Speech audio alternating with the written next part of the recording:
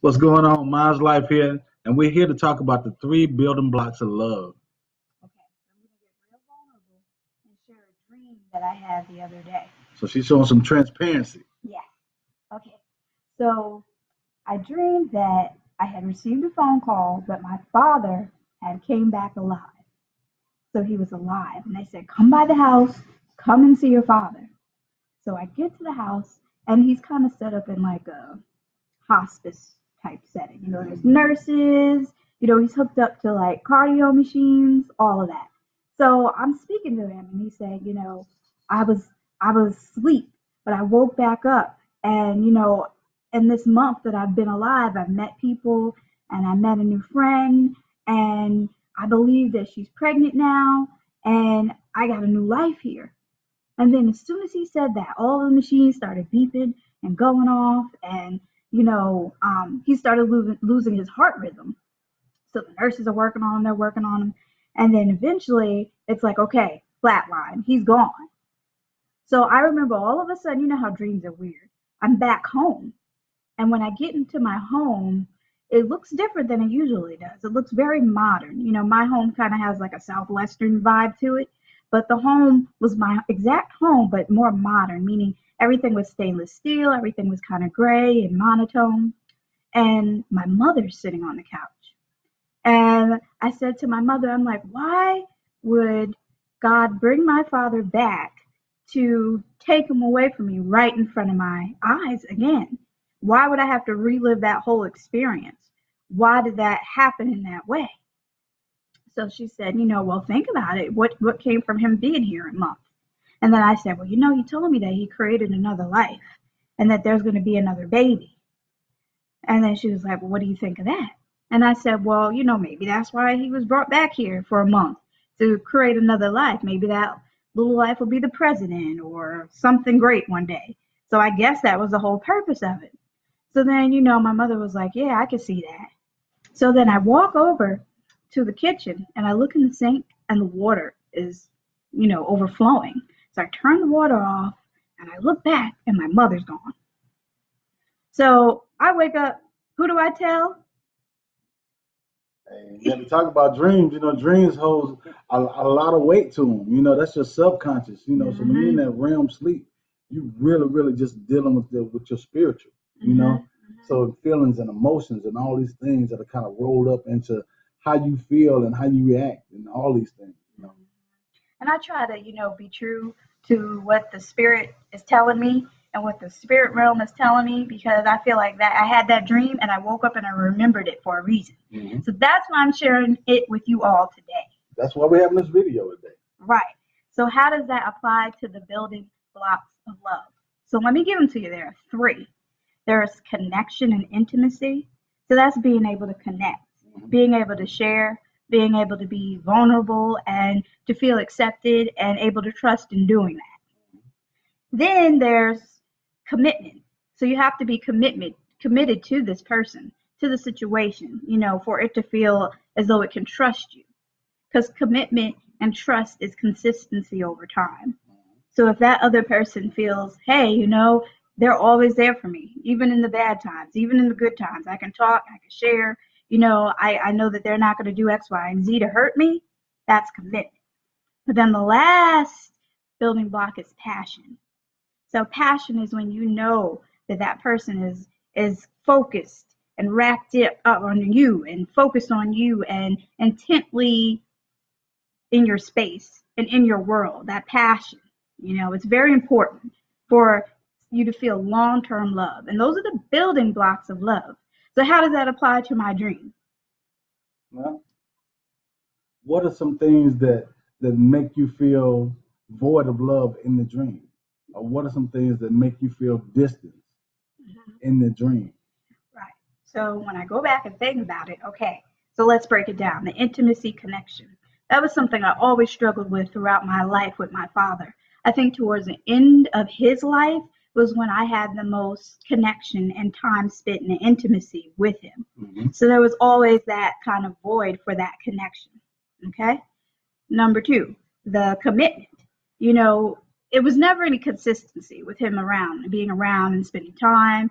Maybe every Christmas somebody would buy me school clothes, or maybe every once in a while, maybe he'll show up at my high school graduation, that type of deal.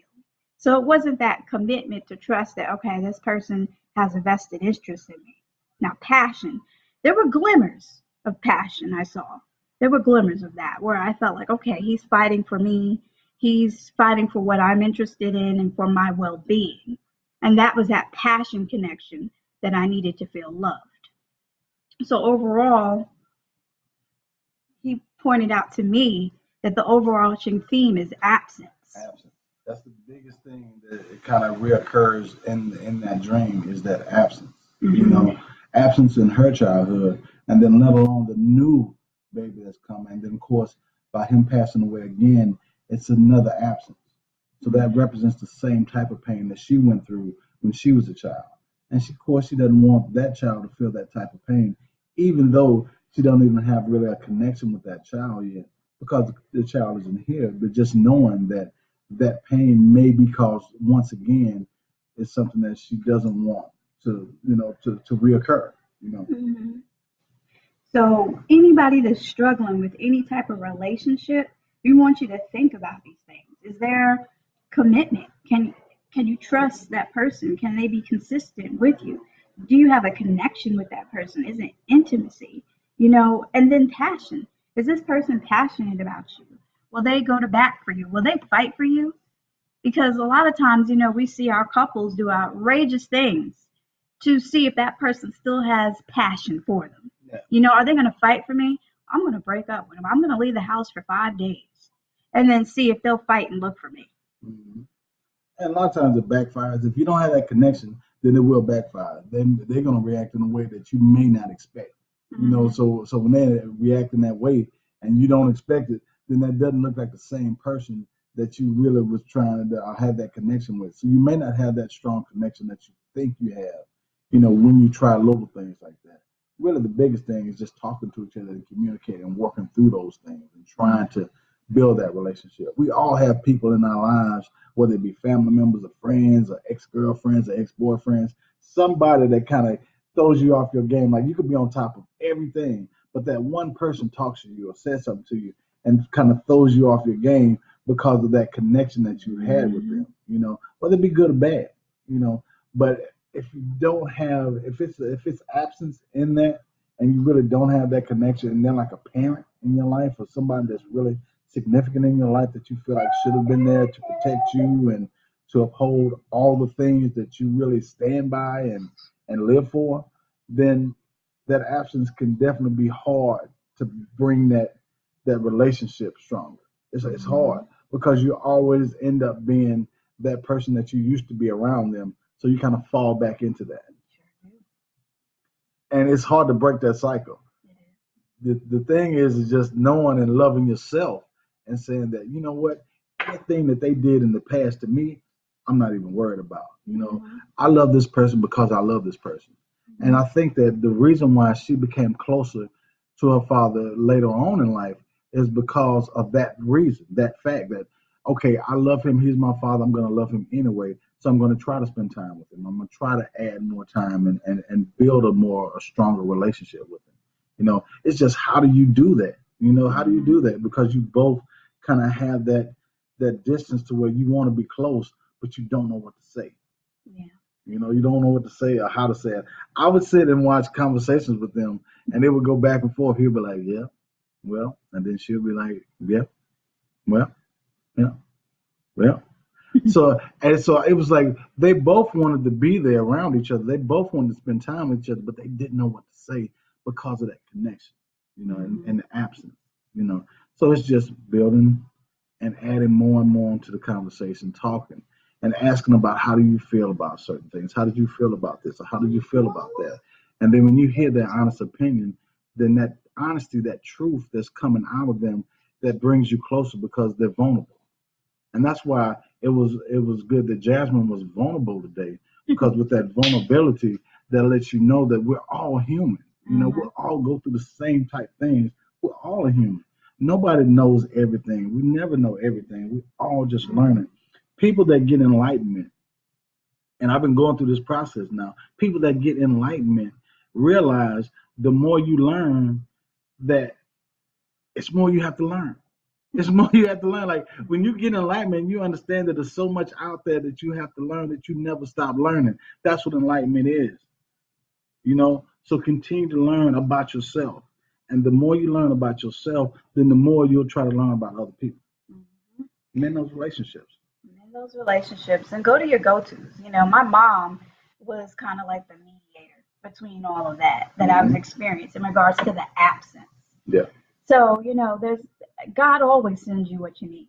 There's somebody out there somewhere that you can connect with, that you can talk to, that you can process things through.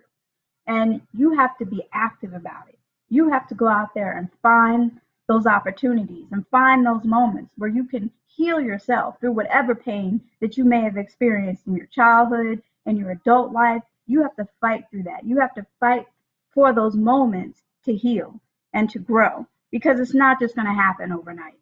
And, we get into these patterns of blaming and putting that off on someone else or circumstance or life, but it's not going to change until you actively go out there and connect with someone and try to work towards healing.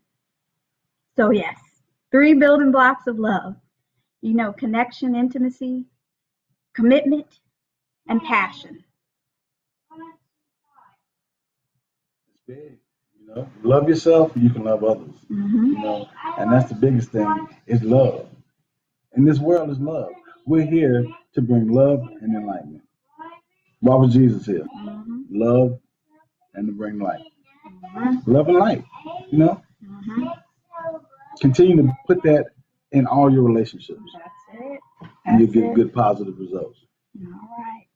Well, we'll sign back on here soon, and we'll talk about this topic even more, because it goes so deep, and this only scratches the surface. But just be mindful. Go out there, fight for it, and know that you're the dictator of your future. Nothing happens to you without you having invited it.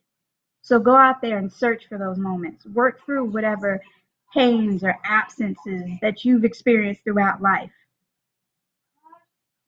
Put love in it. Mm-hmm. Put love in it. We signing off. Mine's life.